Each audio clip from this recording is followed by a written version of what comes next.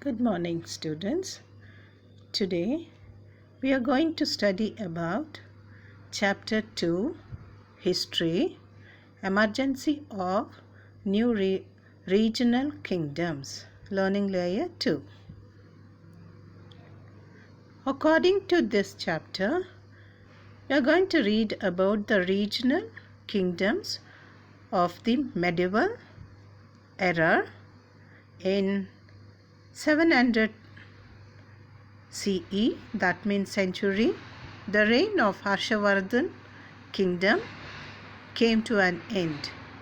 This led to the emergency of several regional kingdoms to exist.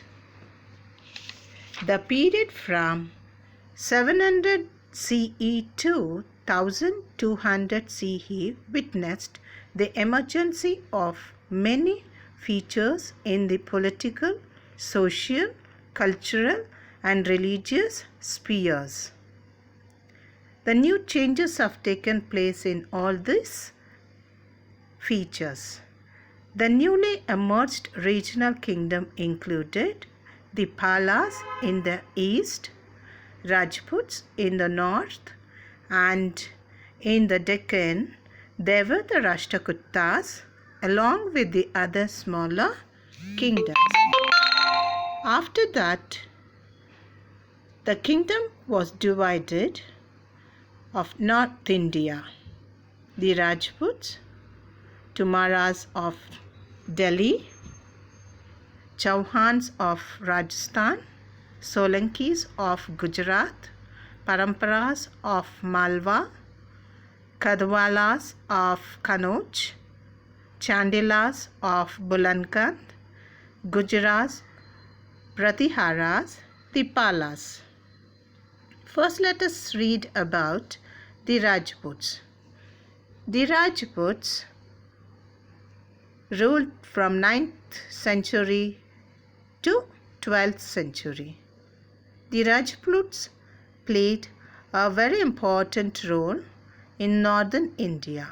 The term Rajput is derived from Sanskrit word Rajaputra, means the son of a ruler or king. The Rajputs belonged to the Aryan origin. They were the descendants of Central Asian tribes such as Sakas, Hanas, and Kushanas. Many scholars believed that the Rajputs belonged to the Kshatriya Varna. The major Rajput kingdoms ruled Delhi, Mewar, Kannauj, Ajmer, Bihar, Belgaum, Bulandkand, Malwa, and Chedi. And also, these Rajputs were divided into 3 clans in which the Rajputs are. First one is Suryavamshi, sun family. Second is Chandravamshi, moon family. Third is Agnikula, fire family. This was the Rajputs' loyalty, integrity, and bravery. Next comes the Timurs of Delhi. According to Timurs, they were the people of legends. The Timur Rajputs were descendants of the Pandavas. The reign of Timur lasted until 1182 CE, means 1182 CE, when Prithviraj Chauhan was appointed as the caretaker by King Angpal Tomar II. Their territories were later on taken over by the Chauhans. The next followed by the Chauhans of Rajasthan. Prithviraj Chauhan was the greatest Chauhan ruler. The Chauhan dynasty was prominent at Godwar in the southwest of Rajputana and at Haurti in the east. They also dominated Ajmer and Ranthambore. Next comes the Solankis of Gujarat. Siddharth Raja was the most powerful ruler of the Solankis kingdom. They were adherent pattern of art and architecture. The constructions of Dilwara temple in Mount Abu and Sun temple in Modhera were built, followed by Paramparas of Malwa.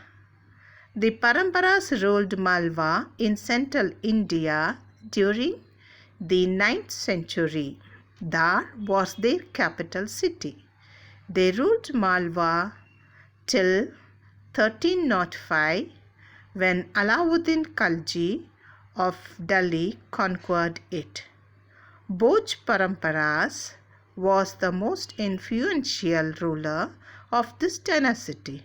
The Paramparas built the famous Nilkanth Ishwar temple in Udaipur, followed by Gahadwalas of Kannauj. The Gahadwalas of Kannauj were the ruling family of north between 11th and 13th centuries. Chandradeva was the founder of this dynasty. The Gahadwalas expanded their power to Varanasi, Ayodhya, Kannauj and Indratankiyas, followed by Chandilas of Bulandgarh. The Chandilas dynasty of Bulandgarh ruled between 9th century to 13th century. Nanuk, the founder of this dynasty. Khajuraho was its capital. It became famous during the period of Maharaja Rao. Vidyadhar, who resisted the attacks of Muhammad of Ghazni, constructed many Hindu and Jain temples at Kalinjar fort. Picture is there for you all to look. Followed by Gujarat's Pratiharas.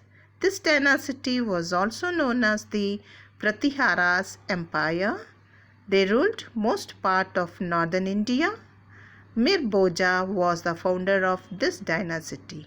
The ruler was Vatsraja and Nagabhatta I. This rule came to an end by Rashtrakutas. Followed by the Palas. The Palas dynasty ruled Bihar and Bengal from 8th century to 12th century. Gopala, its founder, was a local chieftain who rose to power in the mid-8th century. Rampala, the last important Pala king, strengthened the dynasty in Bengal and expanded his territory towards Assam, Odisha. The Sena dynasty of Bengal defeated the Pala dynasty in the 11th century. Next comes the invaders from northwest conflicts by two, that is Muhammad of Ghazni and Muhammad of Ghori. Let's study about Muhammad of Ghazni.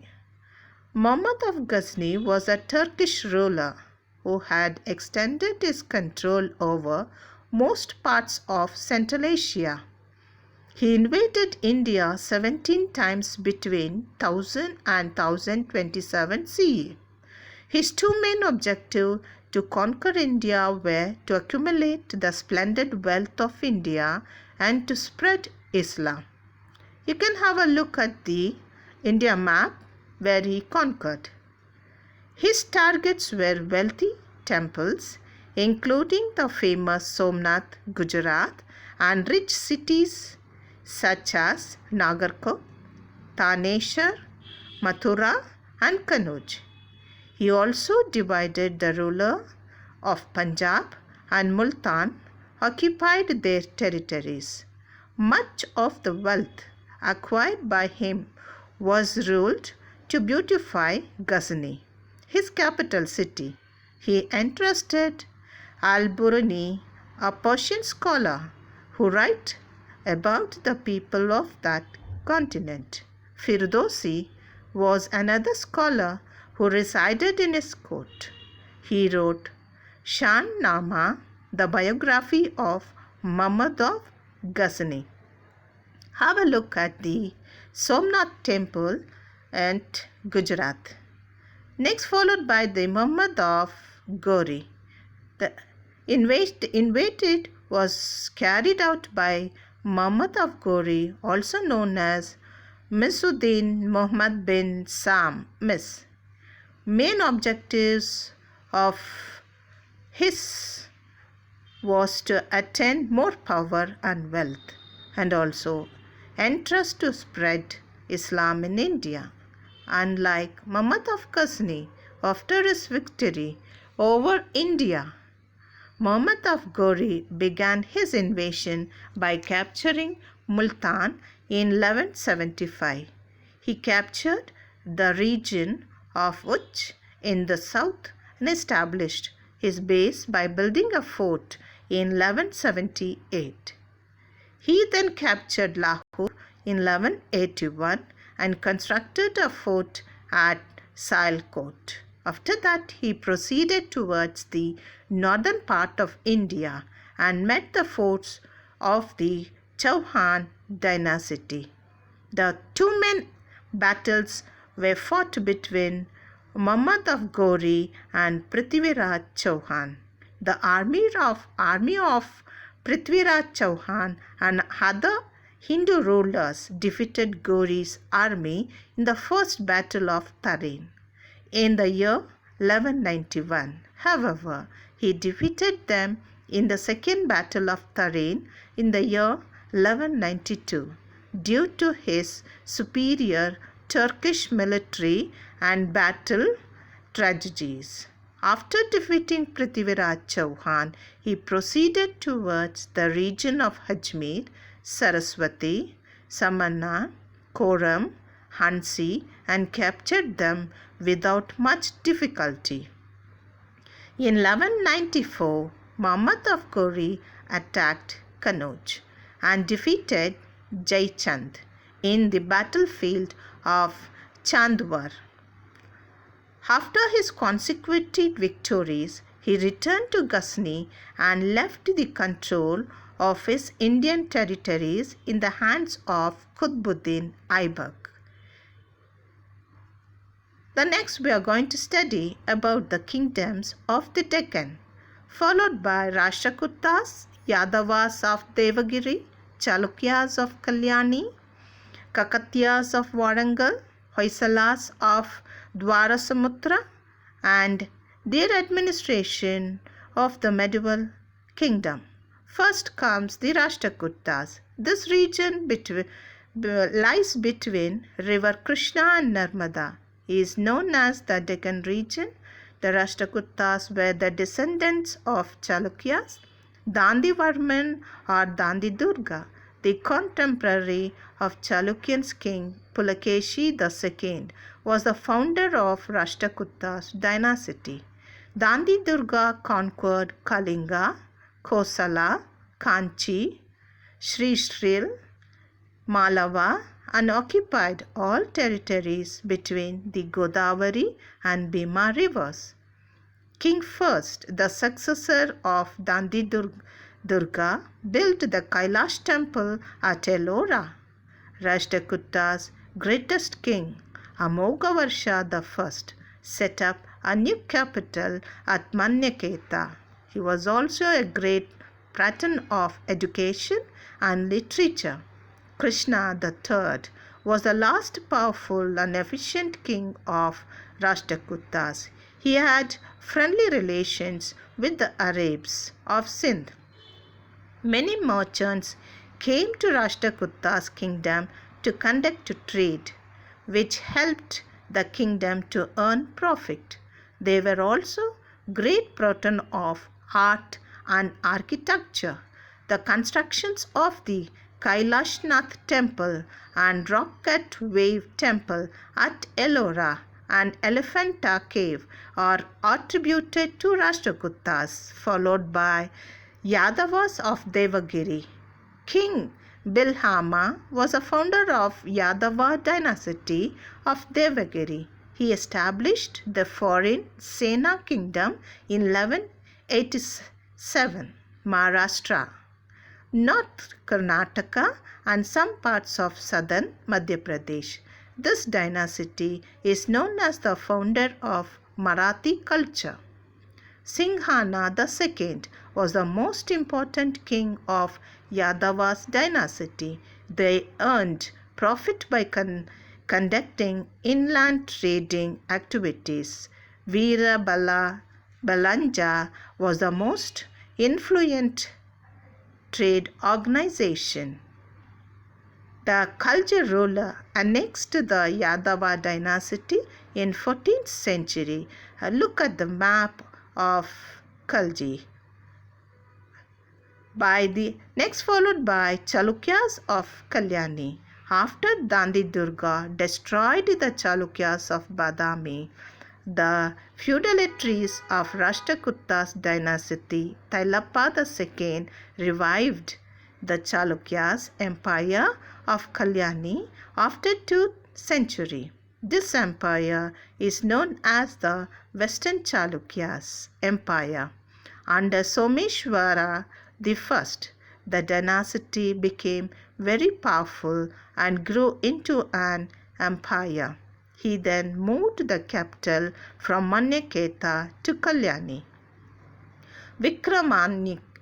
Vikramanika was the last influential ruler of this dynasty, followed by Kakatiyas of Warangal. The Kakatiya dynasty was originally the feudatory of the Eastern Chalukyan Empire of Venki. The dynasty was established at Warangal in 11th century. There were many important Kakatiya kings such as Porla I, Porla II, Rudradeva, Mahadeva, Ganapati Deva, Rudrama Devi, and Pratap Rudra. The rulers were followers of Shaivism, Pratanized languages such as Sanskrit and Telugu. Next comes the Hoysalas of Dwarasamutra. The Hoysalas Empire of Dwarasamutra was a prompt South Indian kingdom. It ruled most of modern-day Karnataka from 10th century to the 14th century. During this period, art and architecture developed in South.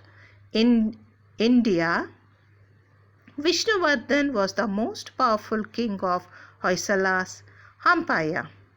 Can you have a look at the map of Hoysala's dynasty? Now, followed by his administration of the medieval kingdom. The kings in the medieval time exercised their civil, military, and political power along with the samatas, means subordinate officers, and associations of peasants, traders, Brahmins. The rulers adopted titles such as Maharaja, Adiraja, Tirubhuvan, Chakravartin. Second point, the peasant means farmers and cattle keeper, funded by giving a part of their produce. Next, about the revenue were collected from the traders. These resources kept the kingdom powerful and rich. These resources were used to build temples and fort, and also during wartime. It is believed that wealth was accumulated by plundering other kingdoms. The revenue collectors belongs to the royal families itself. Most of the royal and the army officials belong to the king's family. These positions were hereditary. Present these were written records which describes the valor and the victories of the kings. They were mainly composed by Brahmins. They were given land grants which were recorded on copper plates. The next topic we are going for tripartite struggle and the importance of Kannauj. During this day, 8th century, the empires of Palas, Gujarats, Pratiharas and Rashtrakutas were the major empire of India. They struggled for control over Kannauj. This struggle is known as tripartite struggle. The important reasons for this struggle was, first point, the capital of King Harshavardhana's empire. Second, Kannauj was located on the Ganga trade route, which was further connected to the Silk Route.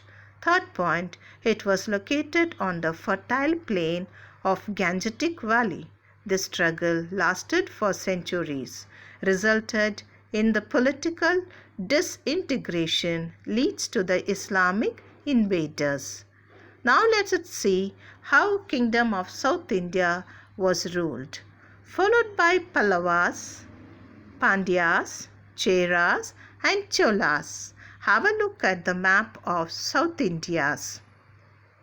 First followed by the Pallavas. Pallavas was an indigenous subordinate of Satavahanas in the Deccan region. Moved to Andhra and then to Kanchi, the Pallavas were lovers of music, painting and literature. Have a look at the map of Pallava dynasty on your slide. The Pallavas became the Brahmanical faith. Mahendravarman I was a great patron of art and architecture who introduced the new style of Dravidian architecture.